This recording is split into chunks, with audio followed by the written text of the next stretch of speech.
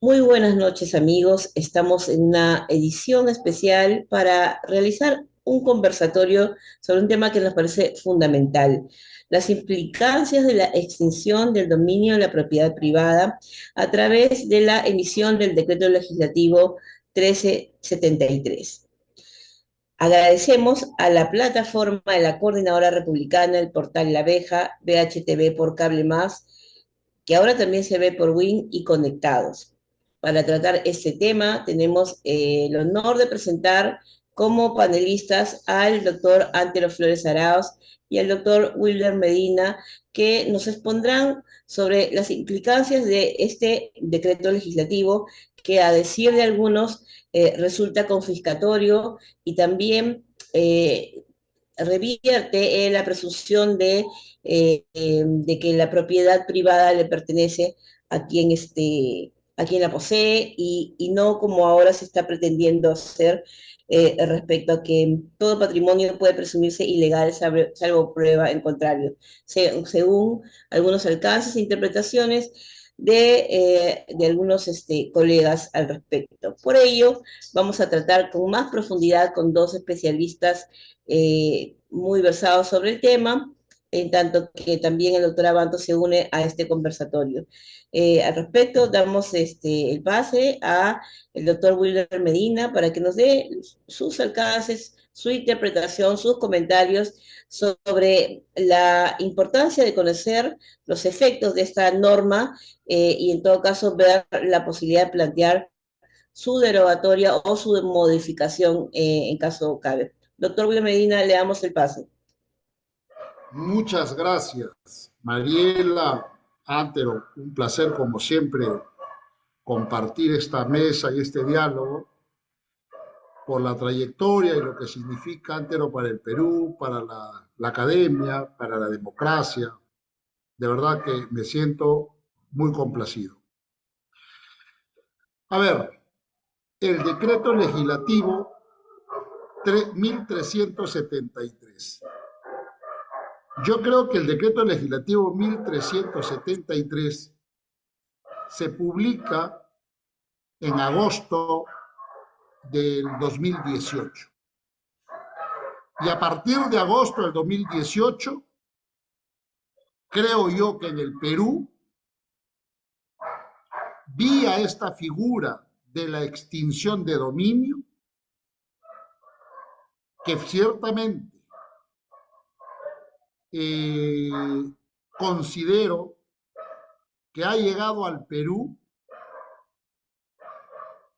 la confiscación de la propiedad privada bajo el ropaje jurídico de que se está luchando contra la ilicitud y contra la criminalidad organizada. Este decreto legislativo es inconstitucional. Me sorprende que, porque ha sido por facultades delegadas, el Congreso no se haya preocupado de verificar su constitucionalidad, porque hay que dar cuenta cuando se delega y luego hay que dar cuenta al Congreso, no se haya preocupado sobre el tema.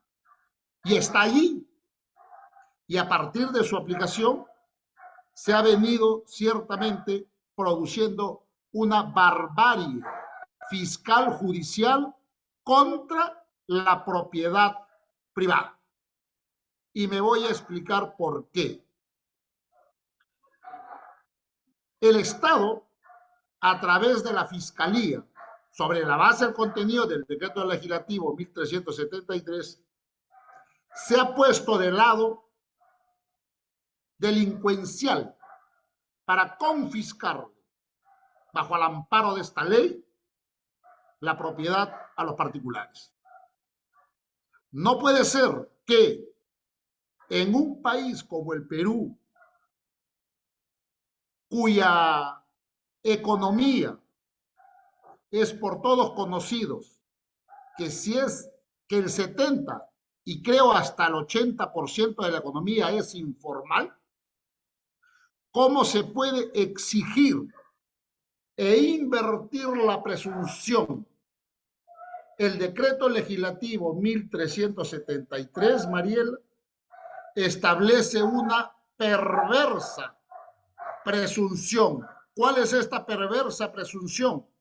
Se presume en el Perú desde agosto del 2018 que toda la propiedad privada es de origen ilícito, salvo que los particulares demuestren lo contrario.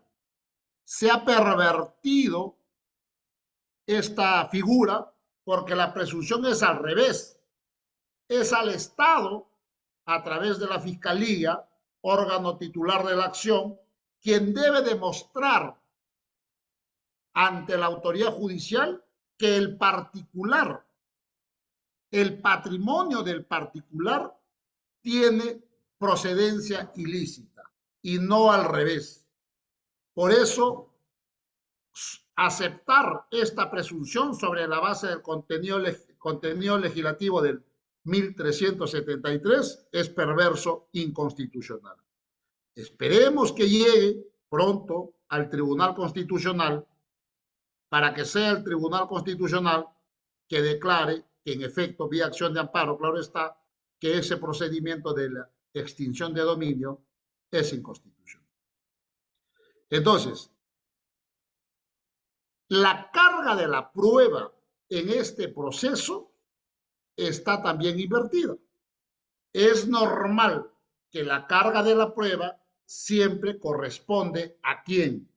Como esto tiene inicios, origen ilícito, porque lo ilícito tiene contenido penal. Entonces, un acto ilícito tiene que ser investigado por el titular de la acción. Sin embargo, porque además es perversa la norma, porque se ha preferido desvincular de la actividad ilícita el patrimonio. Ha llegado al extremo que ha habido personas que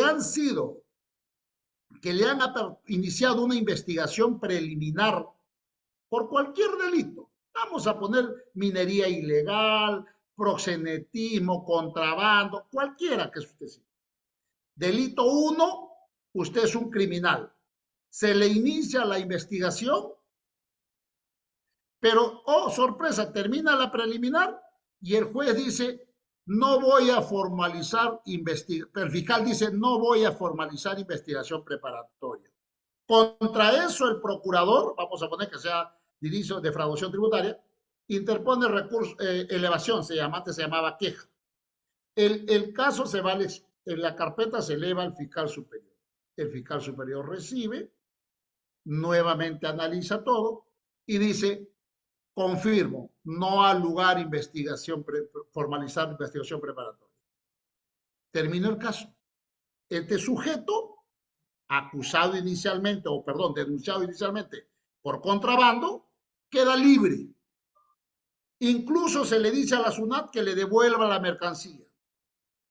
Pero fíjese el barbarismo a lo que hemos llegado con esta norma. Se le dice, un momento, fiscalía, ahora la otra fiscalía, la de extinción, dicta una cautelar y dice, si le devolvemos la mercadería, puede desaparecer. Hay que pedir al juez de extinción de dominio una medida cautelar para que no se desaparezca el bien.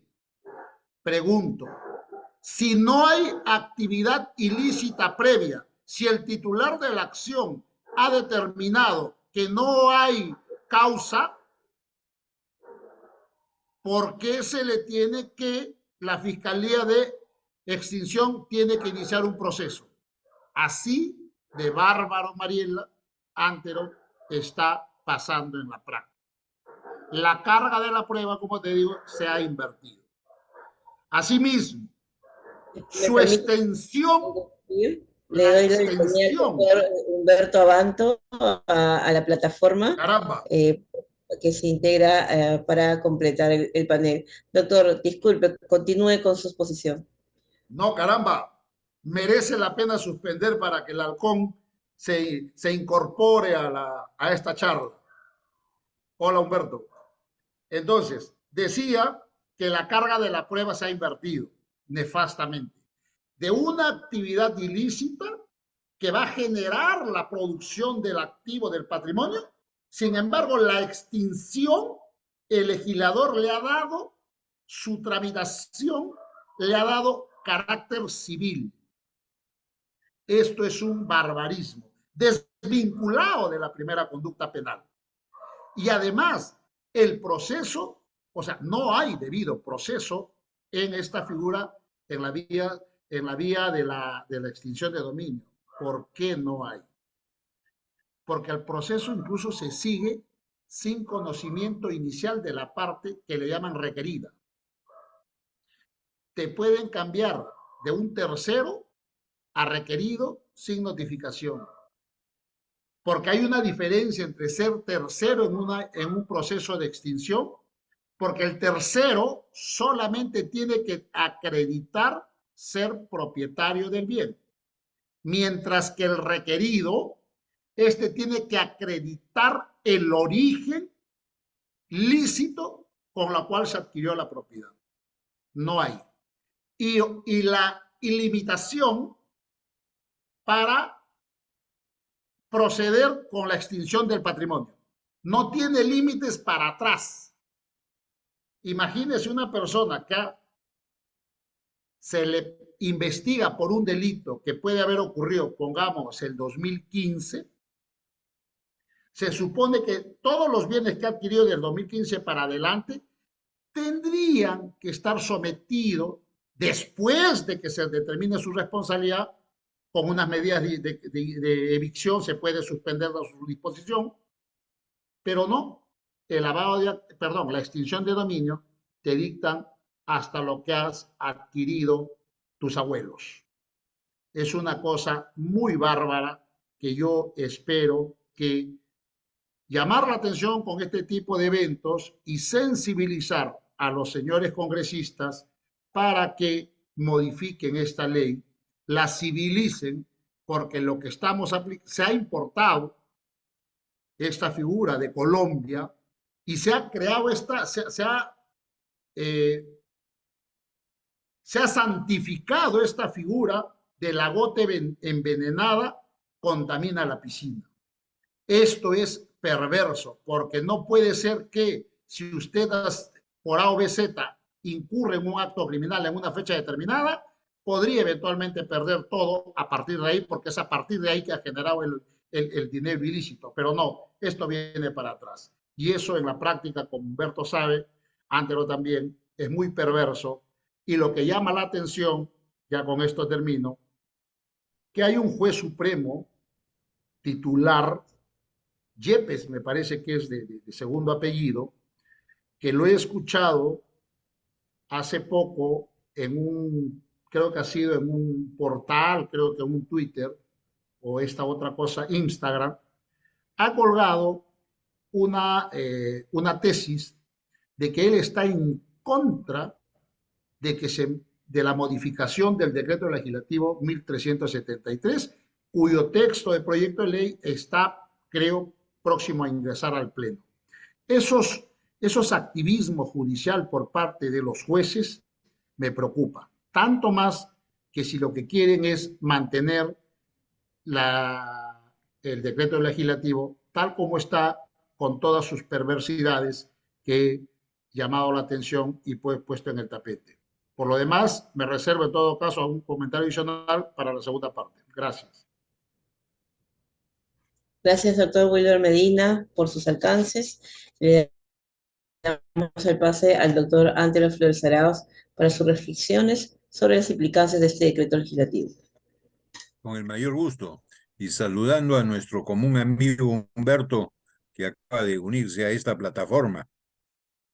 El decreto legislativo al que se ha referido Wilber, y coincido en todas sus apreciaciones, tuvo su antecedente en el 992 del año 2007, que creó esta figura ya famosísima de la extinción de dominio.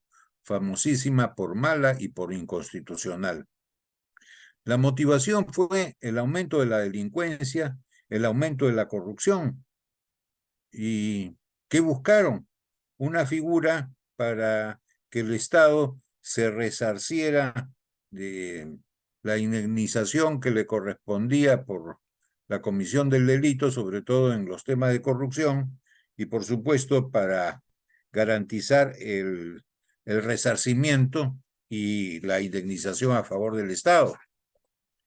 Pero el fin no justifica los medios. Puede tener una finalidad muy buena, pero el medio malogra la finalidad y malogra los buenos propósitos. Hay que regresar, en mi criterio por lo menos, a la figura del embargo e inscripción, sobre todo en predios inmuebles que están inscritos, modificando la norma para que no pueda disponerse del bien.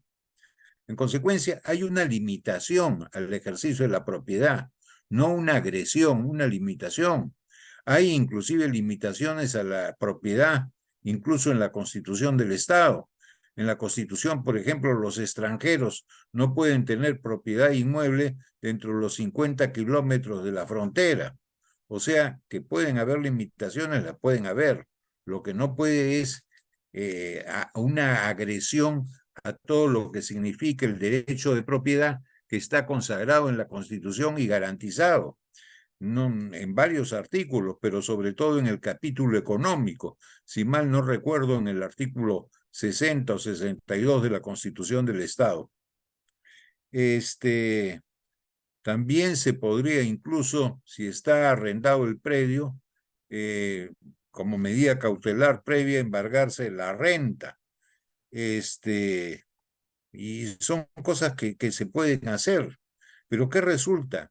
Que cuando se extingue el dominio del bien inmueble, pasa al Programa Nacional de Bienes Incautados. Pero lejos de preservar el bien, pese a un buen uso del bien, hace todo lo contrario.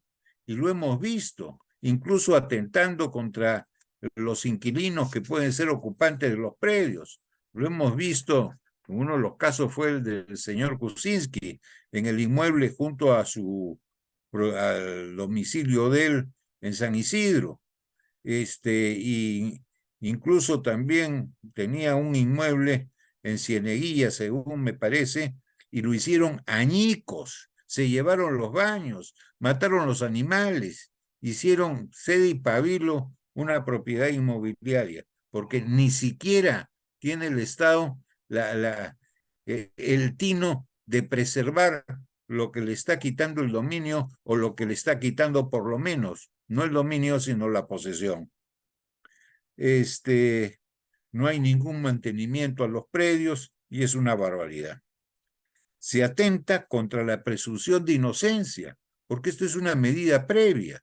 Todavía no hay una sentencia, todavía el inculpado, el imputado, no ha sido sentenciado. No digo con una sentencia final que quede consentida y ejecutoriada, ni siquiera con una sentencia inicial de primera instancia. Ya se le quita el dominio, sobre todo tratándose de bienes inmuebles, sin que haya habido sentencia. Entonces nos preguntamos, ¿dónde está el inciso 24 del artículo 2 de la Constitución que habla de la presunción de inocencia? Letra muerta para quienes redactaron estos decretos legislativos, desde el inicial hasta el que se han referido nuestro amigo Wilber. No sé en qué pensaron, pero es un dispositivo abusivo que atenta contra la propiedad, atenta contra la Constitución y debería ser modificado. Y si no es modificado por el Congreso, a quien le toca la responsabilidad, en alguna acción, como dijo ya Wilber, de amparo, llegue al Tribunal Constitucional y el Tribunal Constitucional declare la inconstitucionalidad de varios del articulado de estas normas legales. No hay que olvidarse además de que incluso el artículo 62 de la Constitución garantiza la propiedad. Y si garantiza la propiedad, ¿Dónde está esa garantía? Letra muerta, escrita en papel mojado, pero que no tiene efectividad, porque estas normas a las que nos estamos refiriendo le han quitado el derecho de propiedad al extinguirse el dominio, que no es otra cosa que la incautación. No nos olvidemos además de que el inciso 16 del artículo segundo y el artículo 70 de la Constitución dicen que la propiedad es inviolable. ¿Cómo que inviolable? Acá la violan, la recontraviolan, la vuelven a violar. Esto es inaudito.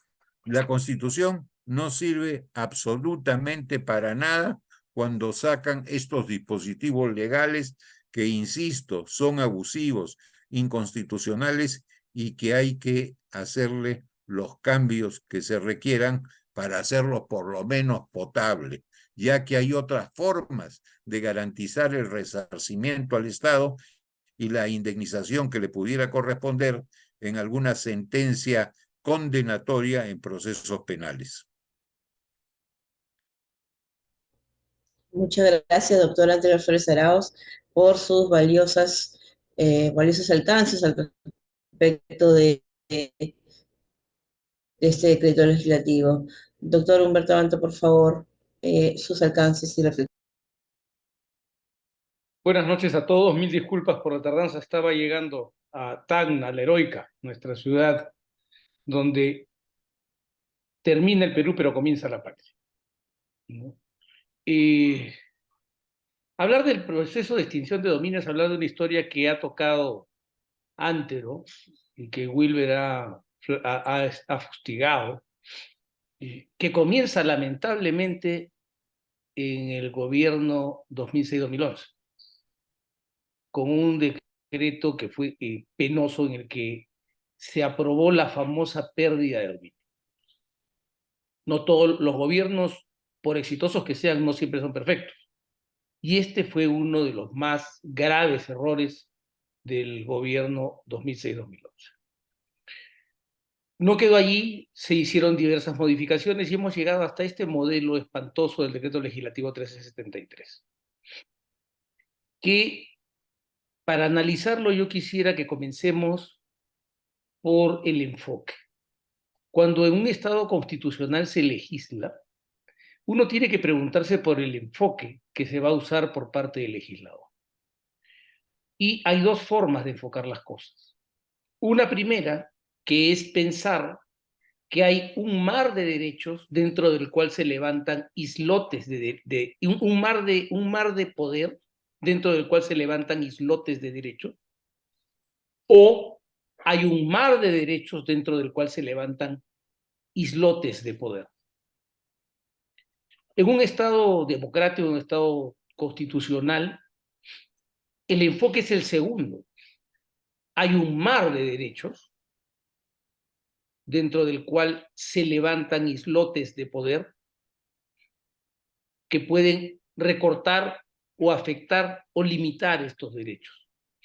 La regla general entonces es que las personas primero tienen derechos y que estos derechos, que son plenos y absolutos en su inicio, en la versión de lo que se llamaba el estado de naturaleza, en la lógica de Hobbes y de Locke, se transforman cuando hacemos el pacto social, cuando constituimos un Estado, cuando constituimos una comunidad política. Y todos cedemos una porción. Como los padres fundadores de la Constitución americana lo discutían con brillantez, todo aquello que no está cedido ha sido retenido por el poder. Aquí se ha entendido todo exactamente al revés. Y entonces resulta que el poder, que las personas tienen derechos solo en la medida en que el poder lo permite. De modo tal que los derechos son islotes rodeados de un mar de poder. Ese es el tema central de esta conversación. Y el legislador puede, a placer, dentro de su política criminal, construir géneros del derecho como le dé la gana, aunque estos no guarden ninguna correlación con la ciencia jurídica. Voy a explicarlo. Se equivoca Wilber cuando dice que la extinción de dominio es un proceso civil. No es civil, no es penal, no es administrativo, no es laboral. Miren su definición. Y creen que porque usan la palabrita autónomo, entonces adquiere una naturaleza distinta. Todos los procesos son autónomos. Hasta el proceso cautelar es autónomo, siendo dependiente del proceso principal, porque en el Perú no hay procesos autosatisfactivos, como en el sistema americano sí los hay. Entonces, esta cosa que han creado, este híbrido raro que tiene los pies en la cabeza y la cabeza al final de la columna vertebral, ¿cómo funciona? Funciona de esta manera. Usted puede ser procesado por un delito de lavado de activos y ser absuelto porque no le encontraron una fuente ilícita o criminal detectable como fuente de su dinero, como origen de su riqueza. Pero a un fiscal se le ocurre que usted no ha terminado de explicar la licitud del origen de sus bienes. Y le abre un proceso, pide ante el juez que se abra un proceso de extinción de dominio. Usted ha sido declarado inocente. Y en ese proceso de extinción de dominio usted va a tener que ir a probar que sus bienes tienen origen lícito. Que es más o menos como ir a probar que usted no ha cometido un crimen jamás en su vida. Pero eso lo hace en un proceso que no es penal, pero tampoco es civil. Pero no siendo ni penal, ni civil, ni laboral, ni nada de esas ramas que ustedes conocen del derecho, ni contencioso administrativo, ni nada de esas cosas. Este proceso llamado autónomo, que un juez que tiene la mala costumbre de rebuznar en sus resoluciones y ahora rebuzna en videos, ¿no? Miren la última resolución que ha producido ese señor como ponente. La última resolución es absolutamente ridícula. Y esta es la prueba de por qué hay que votar a la Junta Nacional de Justicia. Porque la Junta Nacional de Justicia designó a este individuo, que no entiende que los jueces ejecutan la política criminal del Estado y no la diseñan. Le corresponde al Parlamento de la República diseñar la política criminal del Estado y los jueces ejecutarla. Pero este señor que ha mandado una prisión preventiva en la que había se pedía una prolongación de la prisión preventiva. Escuchen este caso para que vean cómo razona este individuo, ¿ya? Se pide una prolongación de la prisión preventiva, están en la etapa intermedia y el señor la declara fundada, es el ponente. Claro, la vergüenza es que los otros 4 miembros han firmado, entre ellos es el distinguido juez San Martín, ¿no? Y escúchenme, se pide la prórroga para la etapa intermedia y el señor declara que hay complejidad en la investigación y la complejidad se debe a que el fiscal no ejecutó los actos de investigación solicitados por la defensa. Y eso es una dificultad enorme. Le dice, pero estamos ya en etapa intermedia. No importa porque lo que obstaculiza ya, obstaculiza al otro lado también, y por lo tanto prisión preventiva se prorroga. Como ustedes escuchan, eso que están escuchando, voy a hacer silencio un segundo para que escuchen eso. Eso que escuchan se llama rebuzno jurídico. ¿Ya? Este mismo señor sale y dice que el Congreso de la República no debe tocar esto porque él es el autor de la peor doctrina que se ha construido en el norte del país sobre extinción de dominio. Y les voy a dar ejemplos muy sencillos. La extinción de dominio, dice él en sus interpretaciones, no es una sanción. Es una consecuencia jurídica. Se coge de un concepto de Kelsen que dice que la nulidad no es efectivamente una sanción, sino una consecuencia por la falta de concurrencia en los presupuestos de validez del acto jurídico. ¿Ok? Estamos de acuerdo todos ahí. Pero resulta que la extinción de dominio se aplica a los efectos del delito. Pregunta.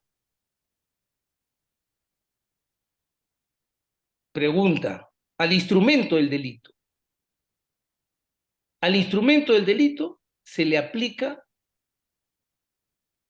la extinción de dominio.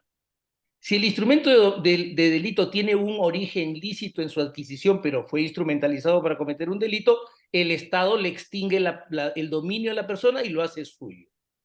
Eso no es una sanción. Si no es una sanción, es lo más parecido a una sanción que yo he visto en mi vida. Porque si yo instrumentalicé un bien para cometer un delito y el Estado me castiga, entonces, ¿qué tenemos? La realidad es que la extinción de dominio en ese aspecto lo que hace es duplicar la incautación y el comiso. ¿Necesitamos dos normas? No necesitamos dos normas. ¿Necesitamos dos procesos? No necesitamos dos procesos. Si el Estado en el proceso penal no pidió la incautación ni el decomiso, ¿por qué vamos a llevar a la persona a un proceso distinto para que esta vez se discuta aquello que no se discutió en la vía principal? Pero es más grave, les voy a contar. El señor ha creado una jurisprudencia por la cual si ustedes alquilan su casa, escuchen esto, esto es bien interesante, para que vean a qué nivel se puede llegar a rebuznar de manera sonora, ¿ya? Si ustedes alquilan su casa, ustedes son responsables si se comete un delito dentro de la casa, si se usa la casa para cometer un delito.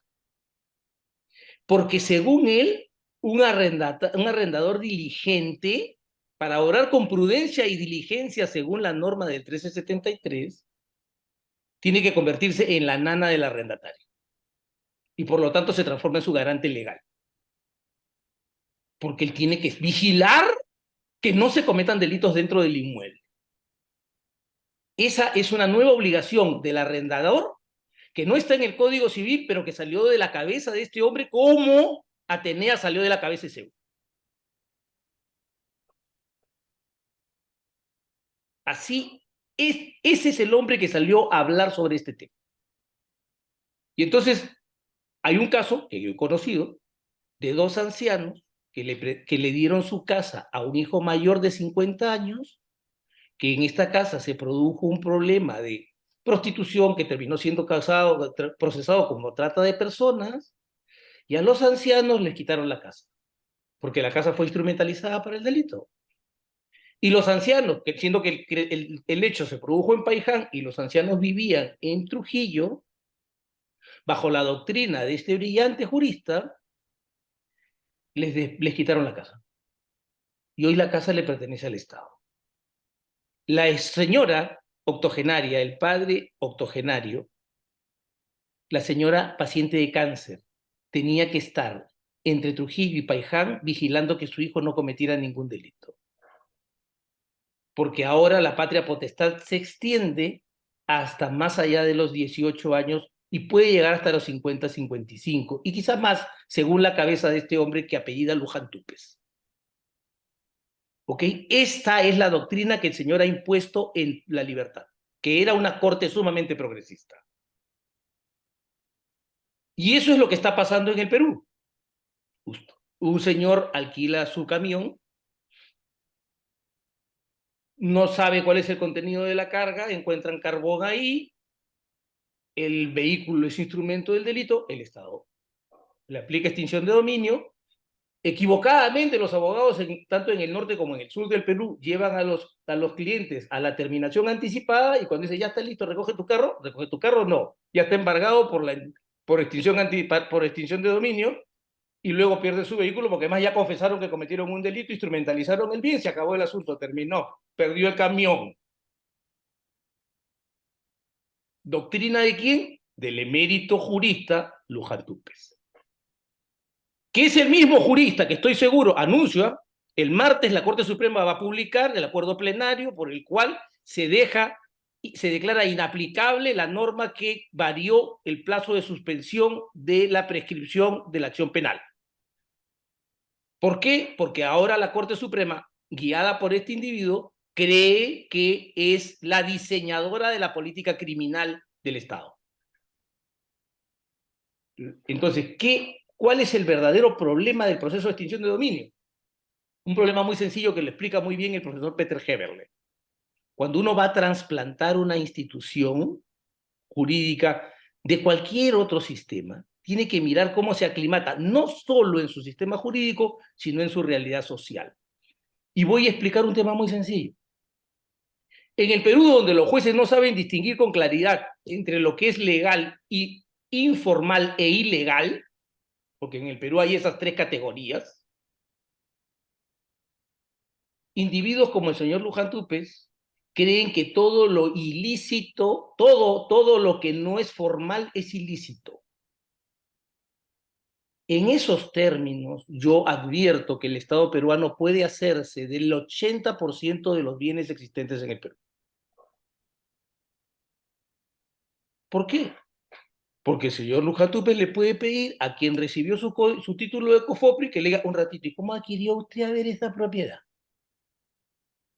Ah, no, es que la ocupé acá y después me la... Ah, esto comenzó con una usurpación, porque así habla, ¿no han escuchado? Así habla. Así. Es decir, esto comenzó con una usurpación. Ya, ya. Y entonces, extinción de dominio. Y el Estado va a ser dueño ¿de qué?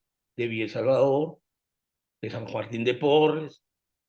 ¿Se dan cuenta del peligro de trasladar instituciones jurídicas que no calzan con la realidad social?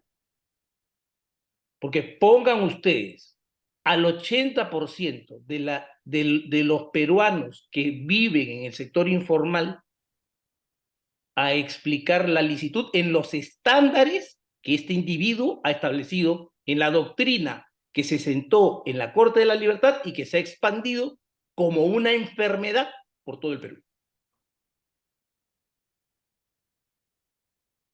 Y entonces se van a dar cuenta de que lo que se ha construido es una monstruosidad que no solamente tiene que ser reformada, acá hay un error, no tiene que ser reformada, tiene que ser derogada y enterrada y revocados todos esos fallos que han afectado por lo menos a aquellos que fueron víctimas de interpretaciones tan caprichosas e irresponsables como la que les he narrado. Muchas gracias.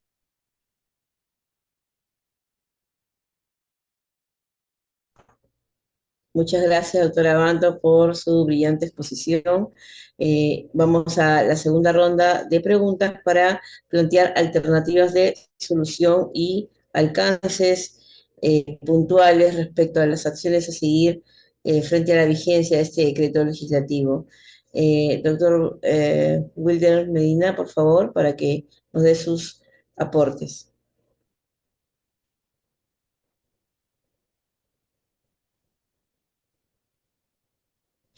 Prenda su audio, por favor, prenda su audio. Creo que Ok. coincidimos la última parte coincido ciertamente con lo que ha expuesto antes Humberto. Y lo último, ¿no? Solo para añadirle, parece que el juez supremo Manuel Luján Túpez no ha leído los dos buenos libros publicados por el Instituto Libertad y Democracia. No ha leído El otro sendero ni la segunda versión, El Misterio del Capital. Porque como dije al inicio, ¿cómo se puede legislar esta figura de la extinción de dominio y invertir la presunción de que se presume que todo el activo privado es de origen ilícito, salvo que demuestres la licitud de lo mismo? En un país, como dijo Humberto, donde la economía es informal en un 70 u 80%. Entonces, ese proactivismo, ese mal enfoque o esa usurpación para querer desde la judicatura marcar, estructurar la política criminal es perversa en un Estado constitucional. Por lo tanto, coincido con Humberto, con Antero, que la ley, el decreto legislativo 1373, no debe ser modificado ni corregido, sino debe ser desaparecido de la faz de la tierra. Segunda cuestión.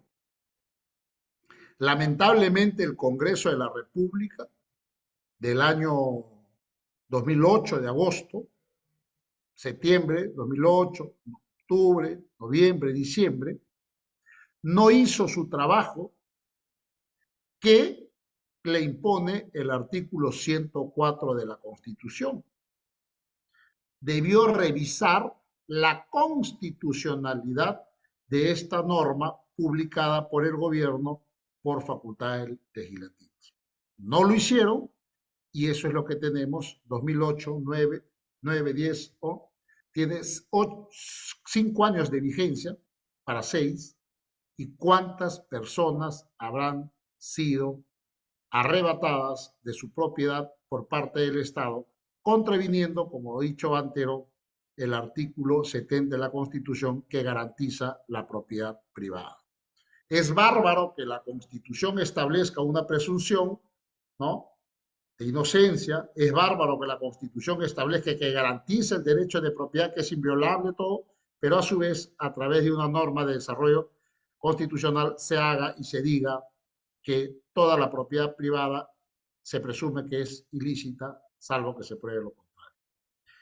Y sí, pues, no es la extinción de dominio, no es un proceso civil, penal, laboral, constitucional, no es nada. Pero tiene reglas y se equiparan. Pues si algo tiene que, ¿a dónde lo ubicamos? Es que se aplica reglas, si bien se dice que es autónomo, es híbrido, porque no tiene nada, es autónomo, como bien ha precisado Humberto, pero se le aplica esta perversa figura de que la carga dinámica de la prueba. Esto es atroz. Esto me hace acordar a esta palabrita cliché del hoy bien suspendido Rafael Vela, cuando nos decía: el acuerdo de colaboración eficaz suscrito con Odebrecht es progresivo. O sea, eso no existe acá ni en ningún estado constitucional. Hay acuerdo, ven, te sientas, me cuentes y punto. No hay progresividad, no es que te vas a acordar. Y la prueba no es que es dinámica, que vamos a ver cómo se acomoda. Si tienes que presentar, en el mejor de los casos, el legislador debió decir, cuando presenta la demanda tienes que probar, tu fiscal, tienes que probar la ilicitud del dinero, del origen del dinero. Y eso de, para terminar, eso de desdoblar el acto de la ilicitud con el patrimonio. Eso es sumamente perverso. Termino diciendo que el Estado está, a través de esta ley, confiscando alegremente la propiedad privada. Cuidémonos, porque los informales y formales podemos ser mañana despojados vía extinción de dominio a vista y paciencia de todos los peruanos. ¿Y a través de quién? Del fiscal, que ciertamente debe velar por la legalidad, y del juez, que ciertamente, como tiene jueces como Manuel Luján Tupas, estamos cayendo en un barbarismo fiscal judicial para confiscar la propiedad privada. Gracias. Le damos gracias, doctor Uribe, por su participación. Le damos el alcance al doctor Antero Flores Arauz para que nos indique sus reflexiones sobre el particular. Como hemos dicho, hemos tenido 3 exposiciones. Una, la del doctor Medina, otra, la del doctor Abanto, y otra, la de este servidor. Y los 3 coincidimos en el punto central: la extinción de dominio es inconstitucional. ¿Y cuáles son las soluciones? Pueden haber materialmente 2. Una, que el Tribunal Constitucional se exprese en cuando llegue en grado alguna acción de amparo sobre esta norma, o que se modifique a través del Congreso o se derogue y se emita alguna otra con la cual se garanticen el derecho del Estado y los derechos a la reparación y a las indemnizaciones, etcétera, que puede hacer a base de inscripción de los embargos preventivos o de los embargos definitivos, de ser el caso. Pero coincidimos los tres, esto es inconstitucional y tiene que modificarse o derogarse para respaldar los derechos de propiedad que pueden tener los inculpados o los terceros responsabilizados, a quienes en este momento y por esta norma, la primera que ya va a tener cerca de 20 años, se han cometido tantos desatinos, tantas ilicitudes, tantas inconstitucionalidades, pero sobre todo injusticias. Ya es hora de ponerle coto a todo esto. Les agradezco mucho la atención. Gracias, doctor Antero. Le damos el paso al doctor Abanto para sus reflexiones finales, pero sobre todo también reflexionar un poco sobre qué acciones concretas nos comprometemos a ejecutar para justamente lograr el objetivo de derogar este decreto legislativo, como ciudadanos, como colegas en esta profesión tan importante como es la del derecho, y también como personas que amamos a la patria y no podemos permitir este tipo de abusos usando el sistema legal. Doctora Abanto, le doy el pase. Rápidamente, antes de pasar a lo que creo que tendríamos que hacer todos, voy a agregar algo más para que vean cuán terrorífica es la situación. Para que ustedes sean condenados y finalmente les puedan incautar sus bienes dentro de un proceso penal, tiene que cumplirse un estándar que ustedes han oído en las películas y que nosotros repetimos y que todos repetimos porque es una frase que en realidad se le adjudica a la Corte Suprema de los Estados Unidos, pero la acuñó la Cámara de los Lores, el estándar de más allá de toda duda razonable. ¿Ok? Equivale en términos numéricos a 99% de certeza. Gracias a la genialidad de este juez supremo actual del que estábamos hablando, el estándar para que les quiten sus bienes en un proceso de extinción de dominio es de evidencia preponderante. Evidencia preponderante 50% más 1. 50% más 1 para quitarles todos sus bienes. No se los pudieron quitar con 99%, pero en un proceso de extinción de dominio, en un proceso penal, pero en un proceso de extinción de dominio, con 50% más 1 le pueden quitar todos sus bienes. Así de espantosa es la situación en este momento. ¿Qué es lo que hay que hacer? En mi opinión, dos cosas. Una, en la que tengo poca fe, que es la inconstitucionalidad, porque se planteó la inconstitucionalidad de la ley de pérdida de dominio.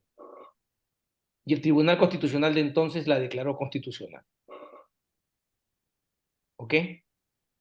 Porque el Tribunal Constitucional quedó atenazado en el famoso discurso de esta es una ley para despojar a las organizaciones criminales, a los narcotraficantes, a los tratantes, a los que tratan personas, etcétera, etcétera, y a los traficantes de armas, en fin, a los que traficantes de seres humanos, todo eso.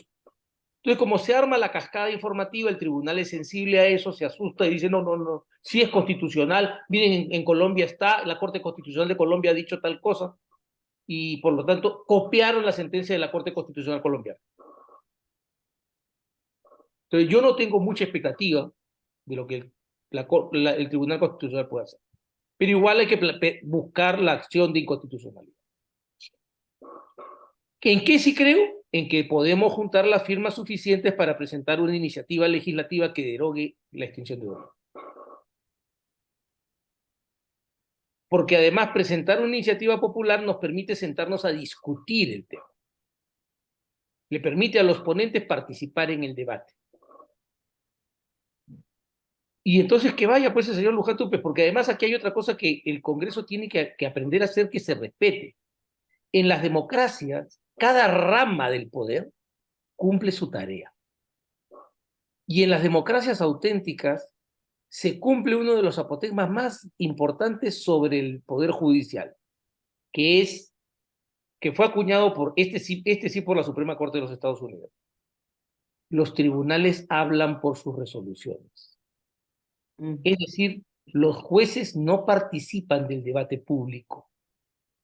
Y no participan del debate público porque van a tener que resolver causas que versan sobre temas de interés público.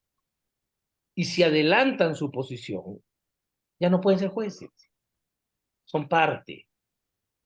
Pero esas cosas parece ser que no se entienden en Otusco, que es de donde ha caído este señor seguramente traído por un huaico.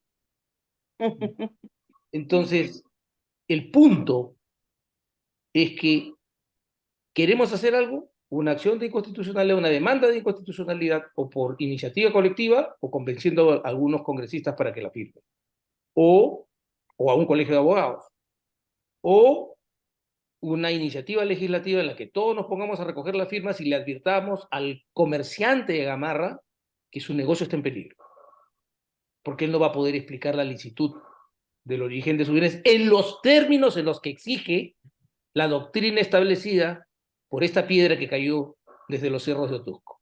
Muchas gracias. Muchas gracias, doctor Abanto.